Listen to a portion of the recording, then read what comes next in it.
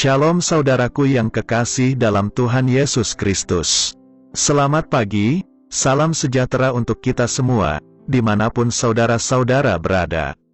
Selamat datang kembali di Renungan Kristen pagi hari ini. Semoga saudara semua dalam keadaan sehat selalu, dan kiranya damai dan sukacita oleh Roh Kudus melimpah dalam hati dan kehidupan saudara semua. Sebelum kita mendengarkan renungan firman Tuhan, mari sama-sama kita berdoa. Bapa kami dalam kerajaan sorga, Bapa yang mulia, ajaib, dan penuh kasih sayang. Bapa yang kami muliakan, di dalam nama Tuhan Yesus Kristus, kami mengucap syukur Tuhan, oleh karena perlindungan-Mu di sepanjang malam, hingga pagi hari ini, kami boleh bangun dengan tubuh yang sehat, kuat, dan diberkati Tuhan. Pada pagi hari ini, kami mau mendengarkan firman-Mu, berbicaralah ya Tuhan, jamah hati kami, berikan kami pengertian, untuk dapat memahami firman-Mu, dan dapat kami lakukan di sepanjang kehidupan kami. Terima kasih Tuhan, dalam nama Tuhan Yesus kami berdoa. Amin. Saudaraku, salah satu nasihat dari Tuhan Yesus, mengenai berdoa, adalah agar kita berdoa di tempat yang tersembunyi. Hal ini disampaikan Yesus, untuk menyindir orang-orang Farisi, yang senang berdoa di muka umum, untuk mendapatkan pujian. Mereka ingin orang-orang memandang mereka, sebagai orang yang rajin berdoa. Dalam Injil Matius pasal 6, ayat 6, mengatakan, "Tetapi jika engkau berdoa, masuklah ke dalam kamarmu, tutuplah pintu, dan berdoalah kepada Bapamu yang ada di tempat tersembunyi. Maka Bapamu yang melihat yang tersembunyi, akan membalasnya kepadamu."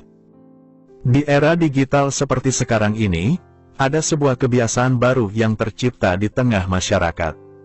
Hampir semua orang, menonjolkan sisi keterbukaan mereka di media sosial. Mereka mengungkapkan hal-hal pribadi, dari kehidupan mereka ke ruang publik.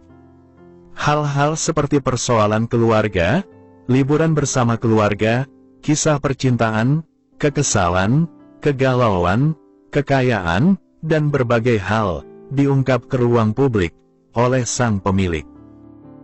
Semua hal menjadi konsumsi publik, di mana orang lain dapat melihatnya, bahkan ikut berkomentar. Tidak terkecuali dengan hal berdoa. Beberapa kali saya pernah melihat, orang membuat status tentang berdoa. Sebuah kata-kata doa yang tersusun indah dan rapi, dilengkapi dengan sebuah gambar yang menarik. Hal tersebut, biasanya diupload ulang dari sebuah situs rohani.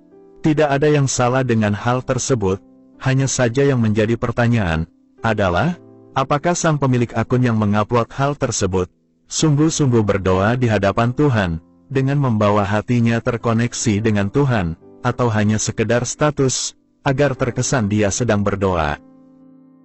Tidak ada yang tahu persis mengenai hal tersebut, kecuali orang yang bersangkutan, dan Tuhan. Namun yang jelas, segala hal dalam dunia modern sekarang ini, menjadi sangat terbuka. Hampir tidak ada lagi ruang privasi, dalam kehidupan di era digital seperti sekarang ini. Tahukah kita, bahwa sejatinya, berdoa itu sebenarnya jauh dari ruang publikasi. Doa merupakan sesuatu yang sangat privat, dan personal. Berdoa tidak perlu digembar-gemborkan di ruang publik, sebab berdoa, adalah sebuah komunikasi dari hati ke hati, antara manusia dengan Tuhan. Yesus mengajarkan, agar jika kita berdoa, maka masuklah ke kamar, dan berdoa kepada Bapa yang ada di tempat tersembunyi. Apakah ini berarti, kita tidak boleh berdoa di ruang-ruang publik, dan hanya boleh berdoa di tempat yang tersembunyi? Tentu saja, bukan seperti itu kita memaknai perkataan Yesus, mengenai berdoa di dalam kamar. Pada zaman Yesus, kebanyakan rumah sebenarnya tidak memiliki kamar, seperti yang kita tahu sekarang ini. Rumah-rumah zaman itu, adalah sebuah rumah, di mana ketika malam, seluruh ruang dalam rumah tersebut, akan menjadi ruang tidur, sebab memang tidak ada ruang seperti kamar zaman sekarang. Biasanya, hanya terdapat sebuah ruang kecil, yang lebih mirip dengan gudang, yang biasa disebut dengan istilah tamein. Ruang tamein inilah, yang dimaksudkan Yesus, untuk kita berdoa. Maksudnya, adalah sebuah ruang kecil seperti gua doa, yang akan membuat kita hanya ada bersama dengan Tuhan, ketika berdoa. Di ruang itulah, tidak ada orang lain, kecuali kita dengan Tuhan, sebab ruang itu sangat kecil, sehingga tidak mungkin ada orang lain. Inilah yang dimaksudkan Yesus, dengan berdoa di kamar, dan menutup serta mengunci pintu, yaitu berdoa dengan fokus kepada Tuhan. Berdoa dengan berkomunikasi secara privat, dengan Tuhan kita.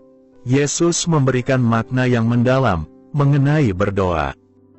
Sebuah relasi yang sangat intim dan personal, dengan Tuhan yang adalah Bapa kita. Maka dari itu, datanglah kepada Tuhan, yang adalah Bapa kita, dengan hati seorang anak.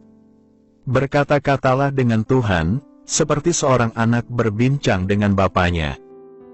Berdoa, bukan sekedar kata-kata, bahkan tanpa kata-kata sekalipun, kita bisa berdoa kepada Bapa kita. Doa tidak memerlukan kata-kata yang panjang dan indah. Doa hanya memerlukan relasi yang dekat dan akrab dengan Tuhan, yang adalah Bapa kita. Seorang anak akan berkata-kata dengan bapanya tanpa takut, namun seorang anak juga akan berkata-kata kepada bapanya dengan penuh rasa hormat. Seorang anak akan terbuka kepada bapanya mengenai segala hal. Demikian seharusnya kita berdoa kepada Tuhan.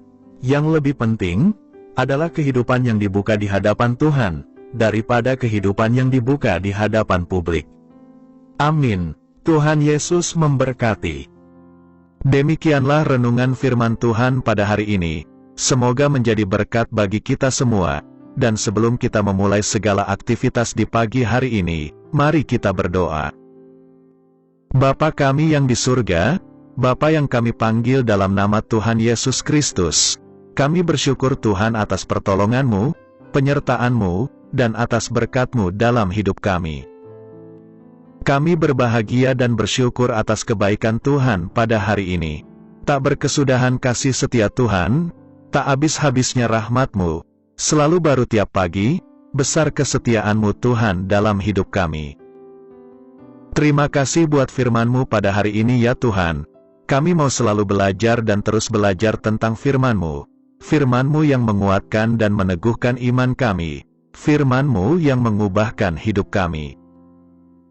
Kami mau berjalan bersama dengan Engkau di sepanjang kehidupan kami, agar kami tidak tersesat di dalam dunia ini. Kami mau melakukan firman-Mu ya Tuhan di sepanjang hidup kami, agar kami tetap kuat berjalan bersama dengan Engkau. Terima kasih ya Tuhan, buat kesempatan hidup yang masih Engkau berikan. Kami mau pakai untuk hormat dan kemuliaan nama-Mu. Segala pergumulan dan persoalan hidup kami serahkan di dalam tangan-Mu. Engkau yang akan menyelesaikannya bagi kami hanya berharap kepada-Mu.